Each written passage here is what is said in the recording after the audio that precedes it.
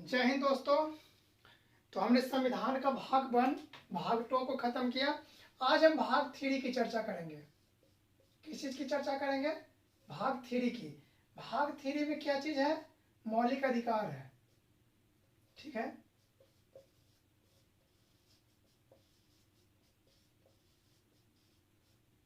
क्या चीज है दोस्तों? मौलिक अधिकार है।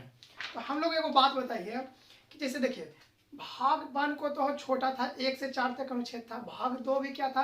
5 से 11 था।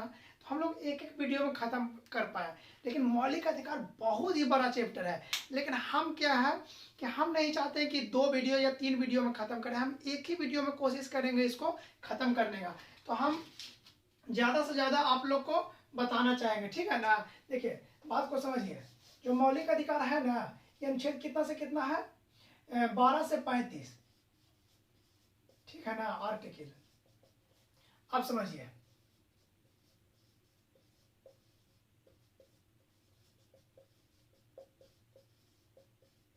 एकदम ध्यान दीजिएगा। देखिए, हम हर अनुच्छेद को यानी 12, 13, 14, 15 डॉट डॉट 35 तक के अच्छा से आप लोग के साथ चर्चा करेंगे। इसको थोड़ा सा आप समझने का प्रयास कीजिएगा, क्योंकि अगर मौलिक अधिकार को सही से बताने लगे ना तो लगभग 3 से 4 घंटा चल जाएगा। लेकिन हम कोशिश करेंगे 15 से 20 मिनट की वीडियो में इसको खत्म करने का। तो बिना देर किए हम स्टार्ट करते हैं, ठीक है। कल तक हम अनुच्छेद भाग 2 में अनुच्छेद 11 तक देखें। अब सबसे पहले मौलिक अधिकार का 12 से 35 अनुच्छेद है। तो हम क्या समझते हैं? आर्टिकल 12 को, ठीक है। आर्टिकल 12 कहता क्या है? तो आर्टिकल 12 में है राज्य की परिभाषा। पहले समझिए, इसमें हम लोग का मौलिक अधिकार जो है राज्य के विरुद्ध है। राज्य मतलब कौन राज्य, हम लोग को पता होना चाहिए। तो अनुच्छेद 12 में वही राज्य की परिभाषा है कि राज्य किसको कहेंगे। तो समझिए, राज्य उसको कहेंगे जैसे कि हम लोग आम व्यक्ति हो गया उसको छोड़ के, जैसे देखिए प्रधान मतलब सरपंच से लेकर के प्रधान तक, आप समझिए चपरासी से लेकर के डीएम तक, कार्यपालिका, विधायिका, सभी क्या है, अगर कोई मतलब कि सरकार के अंतर्गत कोई काम कर रहा है तो वह सभी राज्य के अंतर्गत आता है, ठीक है। और भी बहुत सारा कंपनियां वगैरह ये सब राज्य के अंतर्गत आता है। अब समझिए, राज्य के अंतर्गत कौन नहीं आता, तो लिख देना है कि न्यायपालिका नहीं आता है। बस ये चीज क्वेश्चन बनेगा कि राज्य के अंतर्गत कौन नहीं आता, तो न्यायपालिका राज्य के अंतर्गत नहीं आता। क्यों नहीं आता जो समझिए, हम लोग क्या करते हैं, हम लोग का मौलिक अधिकार हनन होता है। कौन करता है हनन? राज्य करता है। जैसे पुलिस राज है, पुलिस हम लोग को जबरदस्ती बिना मतलब के मान के चलिए कि उठा के ले गया, 24 घंटे के अंदर मजिस्ट्रेट के सामने पेश नहीं किया, जो कि नियम है कि पेश करना है, नहीं करता है तो क्या किया? राज हमारा मौलिक अधिकार का हनन किया। तो हम लोग किसको पास जाते हैं? सुप्रीम कोर्ट या हाई कोर्ट के पास जाते हैं कि हमारा मौलिक अधिकार का हनन हुआ। तो अगर हम मतलब कि अगर सुप्रीम कोर्ट भी मतलब कि राज होता तो हम राज के खिलाफ न जा रहे हैं, तो राज के खिलाफ कौन सुनवाई करेगा? कोर्ट सुनवाई करेगा। तो कोर्ट को इसीलिए राज के अंदर में नहीं रखा गया, क्योंकि फिर हम समझिए अगर राज के अंतर्गत में रखते तो कोई तो मध्यस्थता कराने वाला होना चाहिए ना। तो न्यायपालिका क्या है? राज नहीं है, बाकी सभी क्या है? राज है। अब अनुच्छेद 13 समझेंगे। अनुच्छेद 13 एकदम साफ साफ क्लियर कर दिया है कि मौलिक अधिकार, जैसे हम लोग को बोलने का अधिकार, चलने का अधिकार, घूमने का अधिकार, ठीक है ना, बसने का अधिकार, जमीन खरीदने का अधिकार, भाई बहुत सारा मौलिक अधिकार है, ठीक है। किसी प्रकार का शोषण होगा, कोई छुआछूत करेगा, सब चीज के विरुद्ध अधिकार है। तो अनुच्छेद 13 में साफ साफ कह दिया। 12 में समझिए ना कि कौन होगा राज्य, इसके परिभाषा 13 में साफ साफ कह दिया है कि कोई भी व्यक्ति पर, ठीक है ना, अगर कोई कानून मान के चलिए सरकार द्वारा बनाया जाता, अगर वो मौलिक अधिकार का हनन करता तब वो लागू नहीं होगा। क्या कहता है? मौलिक अधिकार का हनन करने वाला लागू नहीं होगा, ठीक है ना। यानी फंडामेंटल राइट से रिलेटेड अगर कोई कानून सरकार का फंडामेंटल राइट को कम करता है या उसको सीमित करता है, या मान के चलिए कि उसको जबरदस्ती अध्यारोपित किया जाता, तो ऐसे कानून क्या होगा? मौलिक अधिकार को प्रभावित कानून खत्म, ठीक है। यानी मौलिक अधिकार को प्रभावित कानून, इसमें बहुत सारा जैसे सिद्धांत है, जैसे आच्छादन का सिद्धांत, जैसे कि कोई मान के चलिए सरकार कानून बनाया, पूरा कानून गलत नहीं है, लेकिन उस कानून का कोई हिस्सा या कोई मान के चलिए क्लॉज या सब क्लॉज क्या करता है? मौलिक अधिकार को, ठीक है ना, मतलब खत्म करता है। तो उस हिस्से को खत्म किया जाएगा। ये सब सिद्धांत को आच्छादन का सिद्धांत कहेंगे। आप समझिए, ये दो को पहले बता दिया कि राज किसको कहेंगे और राज क्या करेगा। कोई ऐसा कानून नहीं बनाएगा जो हमारा मौलिक अधिकार को कम करे। अब मेन रूप से हमारा मौलिक अधिकार है क्या, जो समझिए। तो अनुच्छेद 14, इधर आर्टिकल लिखा है, अनुच्छेद 14 कहता है कि विधि के समक्ष हम लोग समान होंगे।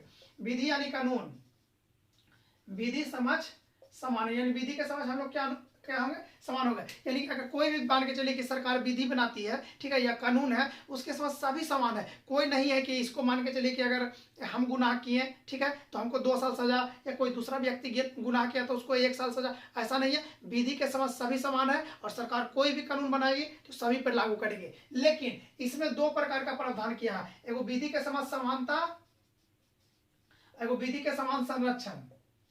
अब एगो बात समझिए, मान के चलिए कि एगो विधि बना कि जो सब व्यक्तियों को 5 किलो आटा दिया जाएगा। क्या कहता है सरकार कि सभी व्यक्तियों को 5 किलो आटा दिया जाएगा। लेकिन आप ही सोचिए कि हमारे घर में मान के चलिए कि 4 व्यक्ति नौकरी करता है और हम BMW में घूमते हैं, तो हमको भी 5 किलो आटा मिला और उसको भी 5 किलो आटा मिलेगा, जो दिन भर मजदूरी करता है और दिन भर में 300 रुपया कमाता है, और कमाने वाला घर में एक है और खाने वाला अधिक है, 5-6 है। तो समझिए क्या यह उचित है? नहीं। तो विधि का समान संरक्षण, यानी देखेगा कि किसको जरूरत है तो उसको 7 किलो देगा, हमको देखेगा किसके घर में भरल पुरल है तो इसको 1 किलो दीजिए। यानी विधि का समान संरक्षण मतलब विधि तो बनेगा, लेकिन जो व्यक्ति को जितनी आवश्यकता होगी उसकी उतनी भागीदारी होगी। तो यह क्या है, सकारात्मक है या नकारात्मक है? ठीक है, तो विधि का समान संरक्षण क्या है, सकारात्मक है। कहीं ना कहीं सबको व्यक्ति का हैसियत के हिसाब से बंटवारा करता है। और विधि के समान समानता क्या कहता है कि कौन क्या है, किसकी क्या हैसियत है, नहीं देखना, सबको बराबर बांटो। लेकिन ये गलत है। विधि का समान संरक्षण इसे समझ रहे ना। अब आरक्षण भी समझिए इसी के बेसिस पर दिया जाता है।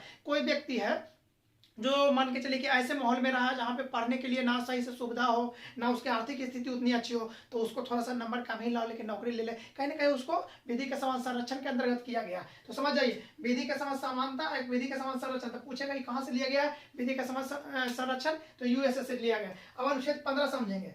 कहता है अनुच्छेद 15 कि राज्य किसी भी व्यक्ति के, ठीक है ना, धर्म, जाति, मूलवश, लिंग, जन्म स्थान, इस सब के आधार पर पांच आधार पर क्या करेगा, भेदभाव नहीं करेगा। तो यहाँ पे क्या कहता है, राज्य भेदभाव नहीं करेगा, राज्य भेदभाव नहीं करेगा। और राज्य कौन है, तो राज्य अनुच्छेद 12 में है। अनुच्छेद 12 में क्या है, वैसे सभी न्यायपालिका को छोड़कर मतलब कि संघ विधायिका, कार्यपालिका, संघ सरकार, राज्य सरकार के अंतर्गत जो भी कर्मचारी, जो भी अधिकारी कार्य करते हैं सभी राज्य है। तो क्या कहता है कि राज्य है जो व्यक्ति के साथ 5 आधार पर, धर्म, मूलवंश, लिंग, जाति, जन्म स्थान, इस सब 5 आधार पर क्या करेगा, आपके साथ भेदभाव नहीं करेगा। राज्य कौन है समझिए। आप समझिए, अनुच्छेद 16 कहता है कि लोक नियोजन में समानता।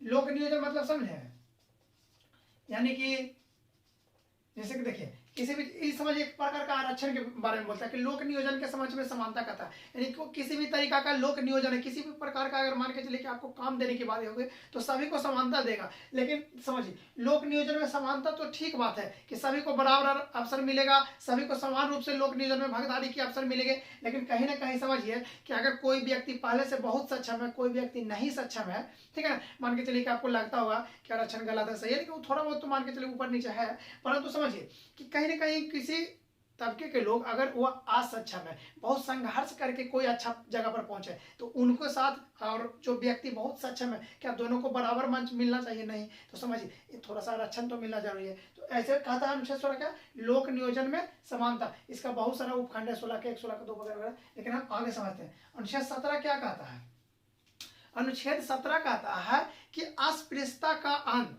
अस्पृश्यता मतलब छुआछूत। छुआछूत का क्या कहता है, अंत कहता है। जैसे समझिए छुआछूत नहीं करता। जैसे देखिए कोई व्यक्ति यह नहीं कहेगा कि हम उच्च जाति के हैं, तुम निम्न जाति को हो, तुम दूर रहो, या तुम इस तरीका का मतलब कि कोई ऐसा आप शब्द यूज करना कि तुम इस तरीका का हो, सब छुआछूत। या फिर मान के चलिए कि कोई सरकारी कुआं है और वह मान के चलिए कि कोई ऐसे इलाके में है जहाँ से सब लोग पानी निकाले, लेकिन कोई दूसरा इलाका के व्यक्ति अगर आता है पानी निकाले, उसको अगर मतलब कि आप छुआछूत मतलब उससे रखते हैं, उसको बोलिएगा कि नहीं कुआं में से पानी नहीं निकालेंगे, तो ये बिल्कुल गलत है। उसी तरीके से समझ गए ना, 17 में क्या कहता है, छुआछूत का मतलब कि अस्पृश्यता का अंत, यानी छुआछूत का अंत। ठीक है, आप किसी से भेदभाव नहीं कीजिएगा, छुआछूत वाला मैटर कुछ नहीं होना चाहिए। अनुच्छेद 18 करता है कि उपाधियों का अंत। ठीक है, हम जल्दी जल्दी चर्चा कर देते हैं, सबको मोटा मोटी आप लोग समझ जाएगा।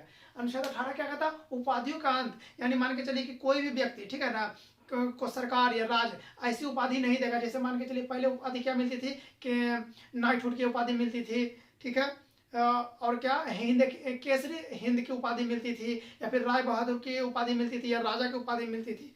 जैसे राम मोहन राय को राजा की उपाधि मिली तो क्या बन गए, राजा राम मोहन राय। तो समझिए 18 क्या कहता है, किसी को उपाधि नहीं मिला। तो बहुत लोग ये बोले कि जो भारत रत्न दिया जाता है, पद्मश्री दिया जाता है, पद्म विभूषण दिया जाता है, ये भी उपाधि है तो नहीं, ये दोस्तों पुरस्कार है। या खेल में मान के चलिए अर्जुन पुरस्कार दिया गया, या ये दिया गया, या सेना में दिया गया, ठीक है ना, बहुत सारा। तो देखिए इसमें डायरेक्ट कर दिया, खेल और सेना में अगर कोई दिया जाता है, ठीक है ना, ठीक है, जैसे जनरल के, कर्नल के, तो उपाधि नहीं है, बल्कि उसका वो मान के चलिए कि एक तरह से अगर किसी प्रकार का मेडल मिलता है, जैसे कि आप सुने होंगे परमवीर चक्र ये वगैरह वगैरह, तो सब क्या है, वो सब पुरस्कार के अंदर कर रखा गया है, ये नहीं कि उपाधि है दोस्तों। ओके, और अगर मान के चलिए कोई विदेश के व्यक्ति भी भारत में कार्य कर रहा है, अगर वो विदेशी है, भारत में कार्य कर रहा है, या भारत सरकार के अंतर्गत कोई इसी प्रकार का मतलब कि वो काम में व्यस्त है या लीगल है, तो समझिए वो भी अगर लेगा उपाधि अपना देश से भी या विदेश से भी, तो भारत के राष्ट्रपति से पूछ के लेगा। या भारतीय मान के चलिए कोई व्यक्ति उसको अगर कोई विदेश वाला देना चाहता है, तो पहले भारत के राष्ट्रपति को बताएगा कि क्या हम ले लें, राष्ट्रपति कहेगा तब ये ले सकते हैं दोस्तों। अनुच्छेद 19 सबसे इंपॉर्टेंट है, 19 को थोड़ा सा डीप में बताते हैं, समझिए जल्दी जल्दी खत्म कर देंगे। अनुच्छेद कितना तक है, 35 तक ना। अनुच्छेद 19 क्या कहता है, अनुच्छेद 19 बहुत बड़ा है, इसलिए जल्दी जल्दी समझेंगे। 19 के बन के ए समझेंगे, 19 के बन के बी समझेंगे, 19 के बन के सी समझेंगे, 19 के बन के डी समझेंगे, 19 के बन के ई समझेंगे, 19 के बन के एफ समझेंगे, जो काट दीजिए, 19 के बन के जी समझेंगे, ठीक है। आप समझिए एक है तो इधर लिखिए, 19 के 2 लिखिए, 19 के 3 लिखिए, 19 के सी के सामने 4 लिखिए, और इधर लिखिए दोनों के सामने 19 के 5 लिखिए, और इसके सामने 19 के 6 लिखिए। आप समझिए ऐसे काहे लिखे जाए। देखिए 19 के ई क्या है, ई अधिकार है, आई रोक है। आप समझिए अनुच्छेद 19 जो है हमको 7 प्रकार की क्या देती थी, स्वतंत्रता देती थी, ठीक है। देखिए हम बोलेंगे, लेकिन आप लोग को हम नोट्स दे देंगे, टेलीग्राम चैनल पर जुड़ जाइएगा तो जबरदस्त IAS लेवल का नोट्स मिल जाएगा आपको। हम बस समझिए कि उसका 10% ही आप लोग को बता रहे हैं, लेकिन हाँ जो जरूरी है वो बता रहे हैं। समझिए अनुच्छेद 19 के बन के ए में क्या कहता है कि भाषण एवं अभिव्यक्ति की स्वतंत्रता। आप कहीं पे भाषण दे सकते हैं, अपने आप को अभिव्यक्ति मतलब अपने आप को व्यक्त कर सकते हैं। जैसे कि मान के चलिए कोई एक व्यक्ति आपके साथ कुछ गलत कर रहा, मुंह ऐसे फुला लिया, मतलब आप चुप रह के भी उसको मतलब अपना भाषण समझाइए, वही हुआ अभिव्यक्ति। यानी आपने आप कैसे रिएक्ट करते हैं, आप मौन रह के आपका एक्शन क्या, वो हो गया अभिव्यक्ति। तो भाषण एवं अभिव्यक्ति की स्वतंत्रता। दूसरा में कह रहा कि आप सभा बना सकते हैं, सभा लगा सकते हैं। जैसे नरेंद्र मोदी देता है भाषण, नरेंद्र मोदी जी, तो सभा लगता है, ठीक है, तो आप भी सभा लगा के भाषण दे सकते हैं। लेकिन हाँ सभा में कोई ही ना कि बंदूक लेके पहुंच गया, लाठी लेके नहीं, हथियार रहित यानी बिना हथियार के सभा। अब सभा बना लिया तो आपको संगठन भी बना सकते हैं, जैसे भारतीय जनता पार्टी, वो तो बहुत बड़ा संगठन हो गया। जैसे आप लोग संगठन बना सकते हैं, जैसे किसान पार्टी यूनियन नेता इस तरीका से, या फिर मान के चलिए बनिया संघ, जैसे दुकानदार के संघ, इस तरीका के, और आप अपना संगठन बना सकते हैं। क्या किया, भाषण दिए, फिर सभा बनाए, फिर संगठन बनाए, ठीक है। उसके बाद क्या किया कि आप देश में कहीं देश भ्रमण में देश के किसी भी हिस्से में आप घूम सकते हैं, आप स्वतंत्र है। हाँ कहीं कहीं रिस्ट्रिक्शन है, जैसे अंडमान निकोबार में एक द्वीप है ना, अंडमान निकोबार, उसमें एक जनजाति रहता है, तो उस क्षेत्र में नहीं जा सकते। कुछ क्षेत्र मतलब किसी विशेष के लिए रिजर्व किया हुआ, उसमें आप नहीं जा सकते, या नेशनल रिजर्व में आप नहीं घुस जाएगा, वो बाघों के लिए संरक्षित है, इस तरीका के, ठीक है। 19 के डी में क्या कहता है कि देश के किसी कोने में आप जा सकते हैं। 19 के ई क्या कहता है कि वहां जाइएगा तो आप जमीन खरीद के बस सकते हैं। 19 के एफ क्या कहता था कि वहां बसने के बाद आप वहां पे संपत्ति अर्जित कर सकते थे, लेकिन संपत्ति के अधिकार को मौलिक अधिकार से हटा करके क्या कर दिया गया, कानूनी अधिकार, तो वर्तमान में ही खत्म हो गया। 19 के जी में क्या करता है कि आप वहां बसने के बाद व्यवसाय कर सकते हैं, या किसी प्रकार का बिजनेस कर सकते हैं, ठीक है। आप समझिए सब चीज का तो स्वतंत्रता आपको मिल गया, यानी क्या मिला, अधिकार मिला, लेकिन इस पर रोक भी लगा सकते हैं। जैसे आप भाषण दिए, लेकिन भाषण में आप क्या बोल रहे हैं कि भारत तेरे टुकड़े होंगे, पाकिस्तान जिंदाबाद, इस तरीका का अगर आप भाषण देते हैं तो आपको क्या करेगा, आप पर रोक लगेगा। ये नहीं आपको बोलने दे दिया तो कुछ बोलिएगा, कुछ नहीं बोल सकते। यानी अनुच्छेद 2 में बहुत तरह है, 5-6 को चीज है, लेकिन मोटा मोटी समझिए कि हर चीज में 3 प्रकार से आदमी रोक लगाएगा। भारत की एकता अगर उससे मतलब प्रतिबंधित होती है तब आप पर रोक लगा देगा। अखंडता प्रतिबंधित होती है, ऐसा नहीं कि भारत का मतलब जो अखंडता है, ठीक है, अखंडता मतलब क्या सकते हैं, भौगोलिक। जैसे कि ऐसा कोई भाषण दे दिया, आप बिहारी हैं, अब आप यूपी वाला की गाड़ी दे रहे हैं कि यूपी वाला ऐसे किया उसे किया, कि यूपी और बिहार में लड़ाई है, यानी उसकी अखंडता, उसकी एकता, एकता मतलब भाईचारा। हमारे और मान के चलिए बिहारी और यूपी के बीच बहुत मेल मिलाव है, या महाराष्ट्र के बीच, और आप ऐसा गरिया रहे हैं महाराष्ट्र वाला के कि गुस्सा गया, तो नहीं, एकता नहीं प्रभावित होना चाहिए, अखंडता नहीं। और साथ ही साथ आप भाषण दे रहे हैं तो कोई ऐसा भाषण नहीं दे दिए कि मतलब भड़क गया, हिंसा वगैरह, लोक व्यवस्था नहीं प्रभावित होना चाहिए, और भी बहुत सारा चीज है। तो आपको इस आधार पर क्या कर सकता है, 19(2) में वो सब चीज दे रहे, जिसके आधार पर 19(1) को प्रतिबंधित किया जा सकता है किसी व्यक्ति पर, अगर उस तरीका का कुछ करता है तो। 19 के बी में क्या है, सभा बनाने के, लेकिन आप सभा बनाइएगा उसमें हथियार लेके कोई चल गया, या सभा में गलत चीज का सभा कर रहे हैं, गलत चीज वहां पे भड़का रहे हैं, तो ये सब चीज पर रोक लगा देगा, जिसमें कि एकता अखंडता ही टूटे या लोक व्यवस्था प्रभावित हो। 19 के सी में क्या बोले कि संगठन बना सकता है, लेकिन संगठन ही ना कि उग्रवादी संगठन बना देगा, जैसे पीएफआई बना दिया, आतंकवादी संगठन बना देगा, तो उसमें सरकार रोक लगाएगा। 19 में क्या कहता है, देश में कहीं भी घूमने की स्वतंत्रता, लेकिन कुछ ऐसे जगह है रिजर्व है जहाँ आप नहीं जाइएगा, यानी सरकार रोक लगा सकती है। ठीक है, 19 में क्या है कि कहीं भी बसने की स्वतंत्रता, लेकिन कुछ ऐसा जगह है जहाँ पे कि आप जमीन नहीं खरीद सकते हैं। जैसे पहले जम्मू कश्मीर में धारा 370 था, पूर्वोत्तर में 371, तो कुछ ऐसी जगह जहाँ पे कि जमीन आप नहीं खरीद सकते थे। ठीक है, तो उस सब जगह के उस आधार पर आपको क्या कर सकता है, जमीन खरीदने से रोक सकता है या बसने से रोक सकता है। ठीक है, 19 क्या कहता है, सॉरी 19 के जी क्या कहता है, व्यवसाय करने का अधिकार, लेकिन 19 प्रतिबंधित है। आप मान के चलिए कि आप कहिएगा ना हम गांजा बेचेंगे, हम दारू बेचेंगे, हम चरस बेचेंगे, हम अफीम बेचेंगे, तो सरकार रोक लगाएगा ना जी। तो समझिए 19 हमको लगता है बढ़िया समझिए, बड़ी लेट हो गई, जल्दी जल्दी आप आगे बढ़ते हैं। अनुच्छेद आज पूरा एकदम मौलिक अधिकार खत्म कर देंगे। आर्टिकल 20 समझते हैं। आर्टिकल 20 में कहता है कि दोष सिद्धि के संबंध में संरक्षण, 20 और 21 बीच में आ जाता है ना, अच्छा 21 और 22 ये दोनों का लिख लेते हैं। ये क्या कहता है, दोष सिद्धि के संबंध में संरक्षण, मतलब समझिए आप अगर कोई काम किए, समझिए बात को, आप अगर कोई काम किए यानी दोष सिद्ध हो गया, तब आपको क्या क्या छूट मिलेगा, तब दोष, सॉरी फोन आया क्या, अच्छा समझिए, दोष अगर सिद्ध हो गया तब आपको 3 प्रकार से संरक्षण मिल सकता है। सबसे पहला, अगर दोष सिद्ध हो गया तो सबसे पहले तो आपको जो मतलब कि कोई अगर पुराना नियम यानी भूत लक्ष्य अगर कोई विधि है उससे आपको संरक्षण मिलेगा। ये ना कि आप मर्डर किए हैं 7 साल का सजा है, तब ऐसे कोई मतलब पहले के जमाना में या आगे के जमाना में भूत लक्ष्य मतलब कि पहले का कि आपको 20 साल का सजा दे देगा, वो आधार पर नहीं, जिस समय आप मर्डर किए उस समय के हिसाब से आपको क्या मिलेगा, मतलब कि सजा मिलेगा। साथ ही एक सजा के लिए एक बार ही, मतलब कि जैसे आप किसी का मोबाइल चुराए, ठीक है, ओप्पो मान के चलिए रेनो 2Z चुराए, तो वो चीज चुराए तो उसके लिए सिर्फ एक ही बार सजा मिलेगा। ही नहीं कि आप एक बार चुरा लिए हो गया आपको सजा, फिर कहा कि तू चुराया था ना 2 साल पहले रहे, चलो चलो जेल चलो, नहीं, एक क्राइम के लिए एक सजा। और तीसरा नंबर चीज क्या कहता है कि आप खुद के विरोध गवाही नहीं दे सकते। ठीक है, तो समझ गए दोष सिद्धि हो जाएगा तो क्या क्या। और देखिए अनुच्छेद 21 कौन समझते हैं, पहले अनुच्छेद 22 समझिए। ये कहता है कि गिरफ्तारी के संबंध में संरक्षण, गिरफ्तारी के संबंध में क्या कहता है, संरक्षण, समझिए बात को। जैसे देखिए इसमें क्या हुआ कि आप कोर्ट गए, आपको जज बोल दिया कि हाँ आप ये काम किए हैं, तो 3 आधार पर आपको मतलब कि 3 चीज का मतलब कि आपको देगा छूट। पहला क्या देगा, भूत लक्ष्य, कोई ऐसा कानून नहीं है जिसके अंतर्गत आपको सजा देगा, एक ऐसा क्राइम के लिए एक ही सजा देगा, आपको खुद के विरुद्ध गवाही नहीं देना है, उसके विरुद्ध संरक्षण मतलब आप खुद के विरुद्ध गवाही नहीं दे सकते। और ये क्या कहता है, गिरफ्तार, यानी आप कुछ भी क्राइम किए नहीं किए तो बात कीजिए, कोई आपके लिए कंप्लेन कर दिया, आपको पुलिस उठाने आई, गिरफ्तार करने, तब आपको क्या क्या चीज मिलेगा, तब 3 चीज यहीं भी मिलेगा। पहले तो वो क्या गिरफ्तार क्यों कर रहा है वो बताएगा, क्या गिरफ्तार क्यों कर रहा है जो बताएगा, गिरफ्तारी का कारण। दूसरा आपको वकील रखने का स्वतंत्रता है, यानी आप वकील रख सकते हैं। और तीसरा 24 घंटा के अंदर क्या करेगा, मजिस्ट्रेट के सामने पेश करेगा, 24 घंटा के सामने क्या करेगा, मजिस्ट्रेट को पेश करेगा। समझ गए, अगर पेश नहीं करता तो सुप्रीम कोर्ट क्या करता है या हाई कोर्ट याचिका जारी करता है, यानी रीट। समझ गए ना, अनुच्छेद 20 अनुच्छेद 22 में बहुत कंफ्यूज रहता है। इसमें दोष सिद्धि हो गया यानी आप क्रिमिनल है तब कौन कौन चीज मिलेगा, और इसमें है कि आपको गिरफ्तार कराया है पुलिस तब कौन कौन चीज। अनुच्छेद 21 में क्या, जीवन एवं, ठीक है ना, दैहिक स्वतंत्रता, यानी समझिए आपको जीवन एवं दैहिक स्वतंत्रता है। इसका बहुत सबसे बहुत विस्तृत है, बहुत लंबा इसका समझिए कि है। आप समझिए इसका अर्थ क्या है। जैसे देखिए आपका जीवन है, ठीक है, आपको इसको राज्य कोई ऐसा मतलब कानून बना के नहीं कि आपका जीवन को मतलब कि छाती बिछाती कर सकता है। आपको दैहिक स्वतंत्रता है, आपको मन है अकेले रहने का, आपको मन है विदेश घूमने का, सब चीज इसी के अंतर्गत आता था, विदेश घूमना। देखिए भारत में घूमना अनुच्छेद 19 में था, डी में, 19 के बन के डी में, लेकिन अगर विदेश घूमना है तो अनुच्छेद 21 के अंतर्गत आता है। ये वो केस हुआ था मेनका गांधी बनाम भारत संघ, ठीक है ना, इसमें मतलब कि मेनका गांधी बोले कि पासपोर्ट ले लिया था सरकार, ठीक है ना, थोड़ा सा कांग्रेस और जनता पार्टी में हुआ था।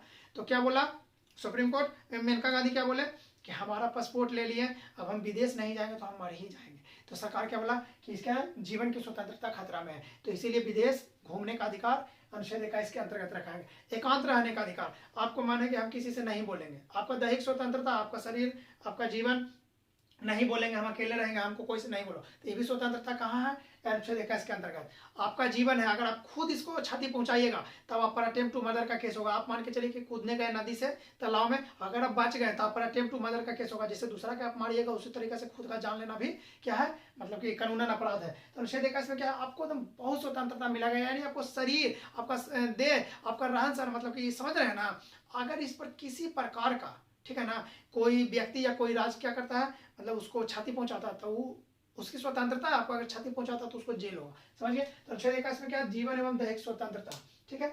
अनुच्छेद 22 समझिए। अब अनुच्छेद 23 समझिए। 23 में 2 चीज की चर्चा है, तो 23 और 24 में आदमी बड़ी कंफ्यूजन रहता है, समझ जाइए आज एकदम बढ़िया से। अनुच्छेद 23 में क्या है, मानव दुर्व्यवहार और बलात्सरम। बलात्सरम इसमें क्या है, बच्चों को, ठीक है ना, मतलब श्रम से संरक्षण है एक तरह से, ठीक है ना। अब समझिए इसमें है मानव दुर्व्यवहार तथा बलात्सरम, ऐसे बच्चों के लिए संरक्षण है, ठीक है। तो अब समझिए 23 और 24 में बड़ी कंफ्यूजन रहता है कि साला केकड़ा में कोची है। तो आप समझिए 24 में सिर्फ बच्चों के बारे में कहेगा, 23 में पूरा मानव के लिए, यानी बच्चा से बूढ़ा कुल्ले आ गया। दुर्व्यवहार क्या होता है, बलात्सरम क्या होता है, जो सिंपल समझिए। दुर्व्यवहार समझिए यानी मानव के खरीद बिक्री, एकदम सिंपल। दुर्व्यवहार मतलब क्या हुआ, मानव का खरीद बिक्री, मानव के अंगों का, जैसे किडनी, लीवर, गुर्दा, फेफड़ा, आंत, ये सब का खरीद बिक्री, या मानव का समूचे खरीद बिक्री, या फिर किसी को आप दासी बना के रख सकते हैं या दास बना के रख लें, ये भी हो गया एक तरह से गलत, दुर्व्यवहार में आ गया। या किसी को मान के चलिए मंदिर में लड़की को बोले कि शादी नहीं कीजिए, जिंदगी भर अपना क्या कीजिए, भगवान का सेवा कीजिए, वो देवदासी बोला जाता था। महाकालेश्वर मंदिर उज्जैन जो है, वहां पे मतलब कि क्या बोलते हैं, कालिदास एक अपना बुक में चर्चा किए थे, वहां पे देवदासियां होती थी, ठीक है। तो ये सब दुर्व्यवहार के अंतर्गत में आया। क्या आया, मानव की खरीद बिक्री, अंगों की खरीद बिक्री, दास या देवदासी का जो भी अगर आप काम करते हैं तो वो दुर्व्यवहार हुआ। बलात्सरम मतलब जबरदस्ती श्रम, ठीक है ना, यानी बलजोबरी श्रम। बलात्सरम यानी बलजोबरी श्रम, आपसे अगर कोई जबरदस्ती काम करवाता है, काम करवा के कम पैसा देता, या काम करवा के नहीं पैसा देता, या फिर गिरमिटिया मजदूर बनाता, या फिर उसको क्या बोलते थे एक प्रकार की गिरमिटिया और बंधुआ मजदूर, अगर इस तरीका का कोई कार्य करवाता है तो बलात्सरम हो गया। आपके बाबूजी कोई से पैसा लिए, पैसा नहीं चुका है, आप उनका बेटा है या बेटी है,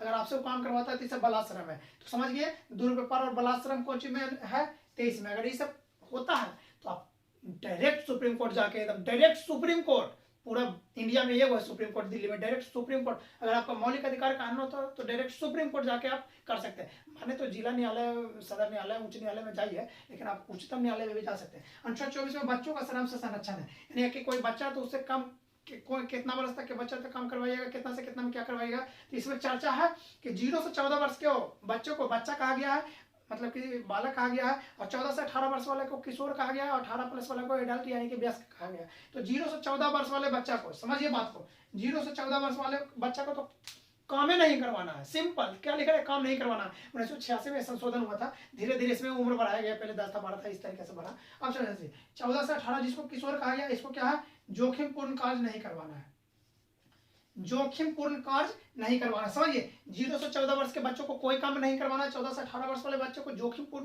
कार्य नहीं करवाना है, और 18 प्लस वाला को आप कोई भी काम करवा सकते हैं, लेकिन उसकी दैहिक प्राण एवं दैहिक स्वतंत्रता बाधित नहीं होनी चाहिए। अनुच्छेद 19 में जो स्वतंत्रता वो बाधित नहीं होनी चाहिए, जो भी है समझ रहे हैं ना। लेकिन सेना उना के लिए कुछ विशेष उसके बारे में प्रावधान है। हम लोग कहाँ तक पढ़ लिए, अनुच्छेद 24 तक ना जी।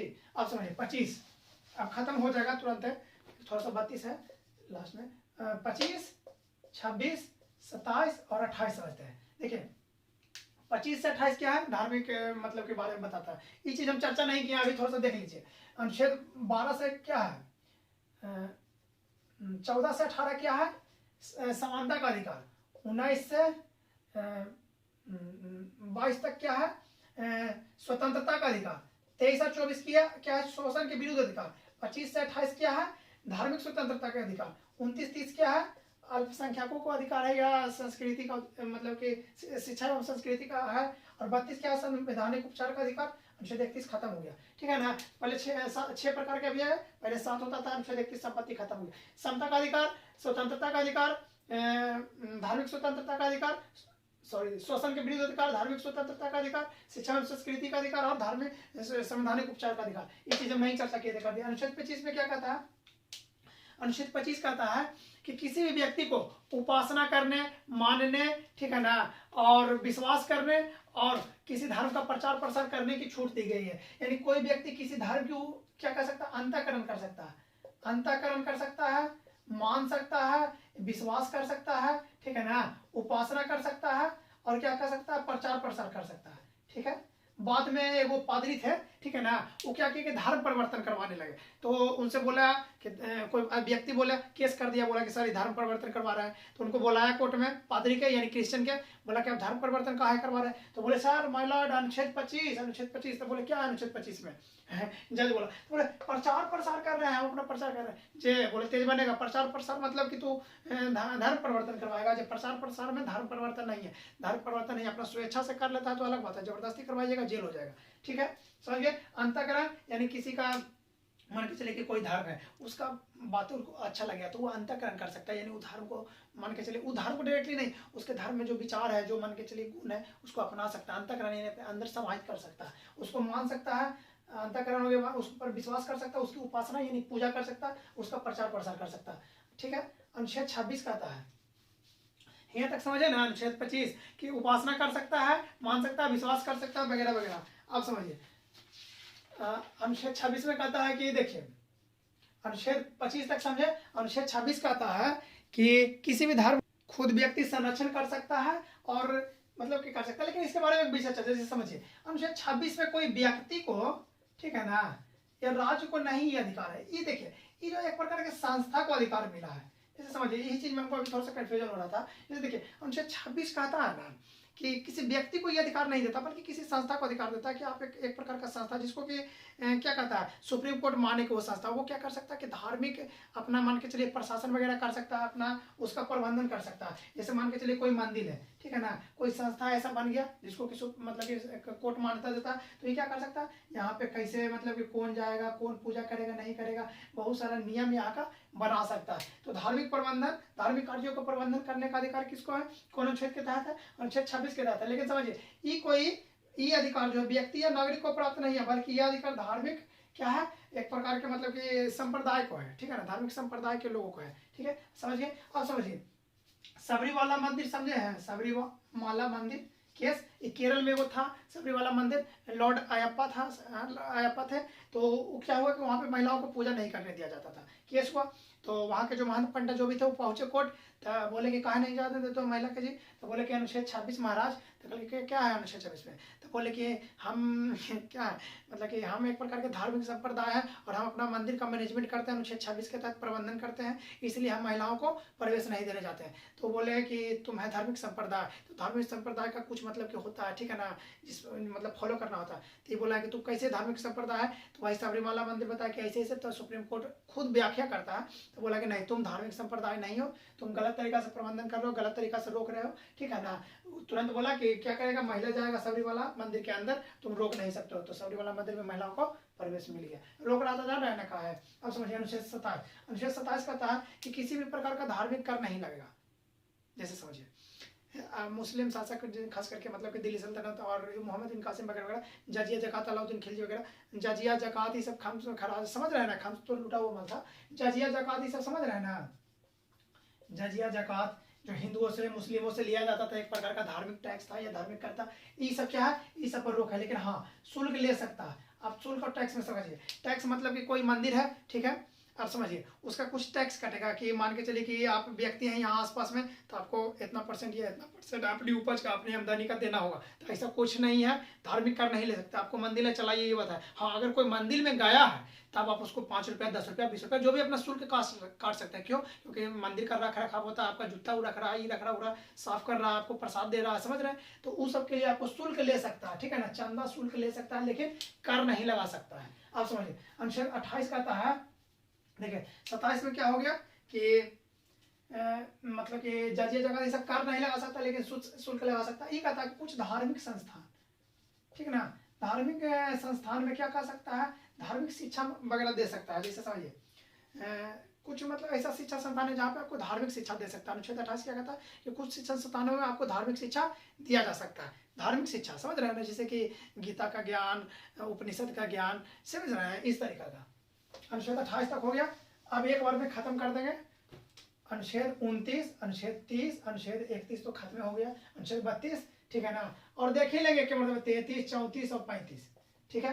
तो अनुच्छेद 29 क्या कहता है? अनुच्छेद 29 और 30 को पता है कि मतलब शिक्षा एवं संस्कृति का अधिकार है, खास करके अल्पसंख्यकों को दिया गया है। जैसे 29 में कहा गया है कि कोई व्यक्ति क्या कर सकता है, अपना मान के चलिए कि शिक्षा एवं संस्कृति का बचाव कर सकता है, खास करके अल्पसंख्यक के लिए, समझ रहे हैं ना, मुस्लिम जो होता है, ठीक है ना, अल्पसंख्यकों का संरक्षण है इसमें, ठीक है। तो इसमें कहा गया कि अल्पसंख्यक अपनी शिक्षा, संस्कृति, ठीक है ना, कल्चर, इस सबको बचाने के लिए क्या कर सकता है, अपना विशेष प्रावधान कर सकता है। अनुच्छेद 30 में क्या कहा गया कि कोई व्यक्ति क्या कर सकता है, अपना मतलब कि मान के चलिए कोई अल्पसंख्यक है, अब मुस्लिम की जनसंख्या क्या है, हिंदू का स्कूल में वो पढ़े आता तो उसके साथ उस मतलब कि भेदभाव होता है, इस तरीके का कोई चीज ना हो, इसके लिए खुद का अपना धार्मिक संस्थान खोल सकता है अल्पसंख्यक, खुद का अपना ज्ञान दे सकता है वगैरह वगैरह। लेकिन हाँ, इसमें अगर कोई धार्मिक शिक्षा देना चाहे तो उसके लिए रूल है, अगर सरकार इसको वित्त पोषित करता तो नहीं दे सकता, सरकार थोड़ा बहुत अगर पैसा देता है तो धार्मिक शिक्षा दे सकता है, या फिर मान के चलिए कि सरकार द्वारा मान्यता प्राप्त है लेकिन धर्म के नाम पर ही बना तो दे सकता है, बहुत सारा रूल है। तो क्या कहता है, अल्पसंख्यक अपना मनपसंद शिक्षण संस्थान किस अनुच्छेद के तहत खोलेंगे, अनुच्छेद 30 के तहत। अल्पसंख्यक अपनी शिक्षा संस्कृति को बचाने के लिए प्रयास कर सकते हैं, अनुच्छेद 29 के तहत, भाषा शिक्षा संस्कृति, समझ रहे। अनुच्छेद 31 और अनुच्छेद 32 समझते हैं। अनुच्छेद 31 में था संपत्ति का अधिकार, संपत्ति को ग्रहण कर सकते हैं वगैरह वगैरह। अनुच्छेद 31 को वर्तमान में खत्म कर दिया गया है। 44वां संविधान संशोधन 1978 जनता पार्टी की सरकार थी 1978 में, ये खत्म करके अभी वर्तमान में अनुच्छेद 300 के ए में रख दिया गया है, ठीक है। अब समझिए अनुच्छेद 32 ये कहता है संवैधानिक उपचार का अधिकार, संवैधानिक उपचार मतलब अगर संविधान में जो आपको मूल अधिकार मिला है, अगर उस पर किसी प्रकार की आंच आती है यार, राज्य किसी प्रकार का ऐसा मान के चलिए कि नियम कानून लागू करता है जिससे आपका मौलिक अधिकार पर खतरा उत्पन्न होता है, तो आप डायरेक्ट सुप्रीम कोर्ट या हाई कोर्ट यानी सबसे उच्चतम कोर्ट तक जा सकते हैं, और वह क्या करेगा, वह उपचार करेगा आपको संवैधानिक तरीका से, आपके साथ जो मान के चलिए कि अनियोजित या मतलब कि जो उचित नहीं हुआ उसका उस संवैधानिक हल करेगा। तो इसी को कहते हैं संवैधानिक उपचार। इसको भीमराव अम्बेडकर ने मतलब पूरा 395 अनुच्छेद में सबसे मुख्य अनुच्छेद तथा संविधान का आत्मा कहा, क्या कहा, संविधान क्या था। अनुच्छेद 33 क्या कहता है कि मौलिक अधिकार तो सबको मिलेगा, पूरी जनता को मिलेगा, पूरी आवाम को मिलेगा, परंतु कोई व्यक्ति मान के चलिए कि आईबी में है, इंटेलिजेंस ब्यूरो में है, रॉ में है, आर्मी में है, मान क्या बोलता है इसको, फोर्स में है, ठीक है, एयरफोर्स नेवी सब में, यानी कि मान के चलिए कि उसका क्या है, जैसे आर्मी वगैरह से जुड़ा है, ठीक है, तो उसको हम मतलब कि कुछ आर्मी वगैरह से जुड़ा है तो उसको मतलब कि मौलिक अधिकार में कटौती कर सकते हैं। जैसे देखिए मान के चलिए कोई आर्मी है, अब यूनिटी बना के उस सभा कर लगा, संगठन बना लिया और विद्रोह कर देगा, तो इसके लिए उसको सभा बनाने पर रोक है, संगठन बनाने पर रोक है। अब कोई आर्मी है, कर्नल जनरल, वो भाषण देने लगा भड़काऊ कि देखो हम लोग को पतला दाल मिलता है हम लोग को अच्छा चावल नहीं मिलता है, हम लोग पाकिस्तान पर अटैक नहीं करेंगे, पाकिस्तान को नहीं मारेंगे, तो ऐसे ना कर लगेगा। इसीलिए अनुच्छेद 33 क्या कहता है कि अरे इसको सेना पर क्या कर सकता है, मौलिक अधिकार के तहत कुछ कटौती कर सकता है। ये ना कि सभी जीवन एवं दैहिक स्वतंत्रता तो किसी भी हालत में इंसान का अनुच्छेद 20 से खत्म नहीं होता, ठीक है ना, बाकी सब में कटौती तो होते रहता है, लेकिन खास करके सेना पर कुछ ज्यादा ही मौलिक अधिकार उसका कम किया गया। उसका रीजन है, अगर सेना मान के चलिए खुले आर्मी यूनियन बना लेगा, संगठन कर लेगा, समझ रहे हैं, बहुत प्रॉब्लम हो जाएगा। 34 क्या कह रहा है कि किसी भी विशेष क्षेत्र में अगर मार्शल लॉ यानी कि सैन्य क्या कह सकते हैं उसको, सैन्य कानून लगा हुआ है, जैसे आप AFSPA जानते हैं ना, AFSPA आर्म्ड फोर्स AFSPA, ठीक है ना, आसपा जैसे कि आसम वगैरह में नहीं लगा रहता है आसपा, ठीक है, उसके तहत सेना को विशेष अधिकार दिया जाता है, पुलिस से वहाँ पे कंट्रोल रहता है, उग्रवादी या आतंकवादी संगठन मतलब कि चले फैला रहता है उग्रवादी खास करके, तो वहाँ पे आसपा लगा दिया जाता है। तो ये अनुच्छेद 34 का था कि अगर किसी क्षेत्र में या किसी राज्य के वैसे क्षेत्र में जहाँ सैन्य कानून लगा हुआ है, ठीक ना, तो या मार्शल लॉ उसको कहते हैं, मार्शल लॉ लगा हुआ, तो वहाँ के व्यक्तियों को मौलिक अधिकार को कम किया जाता है, ठीक है ना, लेकिन सब मौलिक अधिकार खत्म नहीं होता। 20 तो कभी खत्म नहीं होगा, ये चीज मान में रखिएगा, लेकिन वहाँ के जहाँ मार्शल लगा हुआ वहाँ के मौलिक अधिकार को कम किया जा सकता है। अनुच्छेद 35 में साफा लिख दिया है कि कभी भी मौलिक अधिकार से रिलेटेड अगर कोई संशोधन या किसी प्रकार का कानून बनाना होगा तो वह सिर्फ संसद बनाएगा, ना कि कोई सरकार बना सकता। सिर्फ संसद मतलब समझ गए, पार्लियामेंट, इना विधानसभा या विधान परिषद, इना के नीतीश कुमार के मन हो गया कि कोई संगठन नहीं बनावेगा, अपना पारित कर दिए कि हम पारित कर दिए हैं विधानसभा विधान परिषद से, राज्यपाल से सिग्नेचर करवा लेंगे, बोलेंगे कि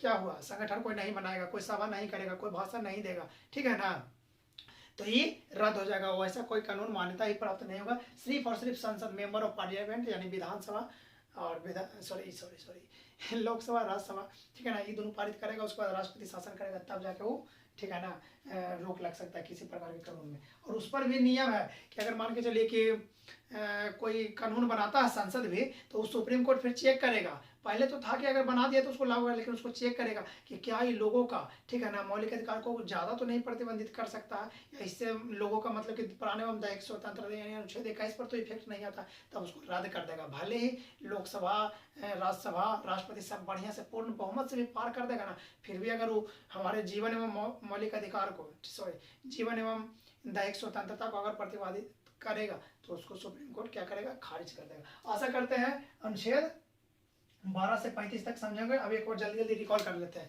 अनुच्छेद 12 में क्या कहता है, राज्य की परिभाषा। राज्य की परिभाषा कौन है, जितना भी व्यक्ति काम कर रहा है राज्य सरकार, संघ सरकार के अंतर्गत कार्यपालिका विधायिका सभी राज्य है। अनुच्छेद 13 कहता है कि अगर कोई ऐसा कानून राज्य नहीं बनाएगा जिसके तहत मौलिक अधिकार को प्रभावित हो। अनुच्छेद 14 कहता है कि विधि के समान समानता, लेकिन उसमें एक विधि के समान संरक्षण भी उससे लिया गया, ठीक है। अनुच्छेद 15 कहता है कि किसी व्यक्ति से 5 प्रकार जाति, धर्म, लिंग, मूलवंश, जन्म स्थान के आधार पर भेदभाव कोई नहीं करेगा। उसमें फिर अनुच्छेद 15 के 2 में क्या है कि व्यक्ति या राज्य कोई भी नहीं करेगा इच्छू आधार पर, एक वार जुट जाता है उसमें, ठीक है, निवासी को। उसके बाद कहता है कि अगर कोई चापाकल, कुआं, तालाब, रेस्टोरेंट इस सब में है कोई, या दुकान, इस सब पर कोई नहीं कर सकता है मतलब भेदभाव। 15 के अनुच्छेद 16 में कहता है कि लोक नियोजन के अवसर में सभी को समानता, यानी सभी को समान अवसर मिलेगा। अनुच्छेद 17 करता है अस्पृश्यता का अंत, यानी किसी से आप छुआछूत नहीं रखेंगे। अनुच्छेद 18 कहता है उपाधियों का अंत, यानी राज्य आपको किसी प्रकार की उपाधि नहीं देगा, पुरस्कार दे सकता है। अनुच्छेद 19 कहता है आपको 6 प्रकार की स्वतंत्रता देती है, पहले साथ ही भाषण एवं अभिव्यक्ति की स्वतंत्रता, सभा बनाने की स्वतंत्रता, संगठन बनाने की स्वतंत्रता,